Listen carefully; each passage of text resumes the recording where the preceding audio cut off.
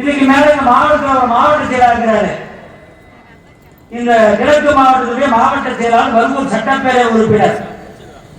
நான் ஒரு எச்சரிக்கையா சொல்றேன், நான் பல முறை சொல்லிட்டேன் உங்களுக்கு, பழி வாங்குற போக்க மட்டும் நீ விட்டுடு.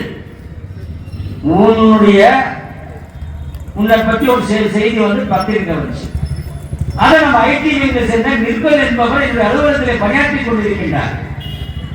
அவர் மேல வழக்கு போடுற உன்னுடைய கட்சியை சேர்ந்த முன்னாள் சட்டமன்ற உறுப்பினர், செங்குட்டனுடைய ஓட்டுநர், ஒரு இலக்கியனுடைய மாவட்ட துணை செயலாளர் திமுக சேர்ந்த அவங்க மேல சேர்த்து 2 பேர் 2 நீர்கள் மொத்தம் 6 பேர் மேல வழக்கு போடுற. என்னன்னு போடுறேன்னு கேட்டேன்னா, 20 கோடி ரூபாய் என்னை கேட்டு மிரட்டுகிறார்கள் என்ற ஒரு புகாரை கொடுத்து இந்த வழக்கு பதிவு செய்யப்பட்டிருக்கிறது.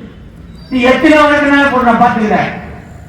இந்த 20 கோடி ரூபாய் கேட்டு மிரட்டினார் என்பதற்காக உன் மேல வந்து ஹைகோர்ட்ல இன்னொரு 10 நாள் 15 நாள்ல மான நஷ்ட வழக்கு தொடரப்படும் என்பதை இந்த கூட்டத்தின் வாயிலாக சொல்ல கடமைப்பட்டிருக்கின்றது.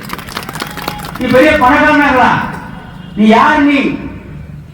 நீ ரஜினி மன்றத்தில் இருந்த ஏதோ ஒரு சந்தர்ப்ப சூழலின் காரணமாக உன்னிடத்தில் இருக்கின்ற பணத்தை வைத்துக் கொண்டு மேலே தொடர்பு கொண்டு அந்த தொடர்பு மூலமாக இந்த இடத்திற்கு வந்திருக்கின்றாய்.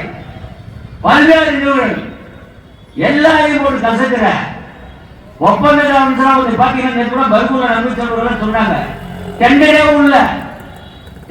விடாம கடையில பிச்சு கொடுத்துட்டான்.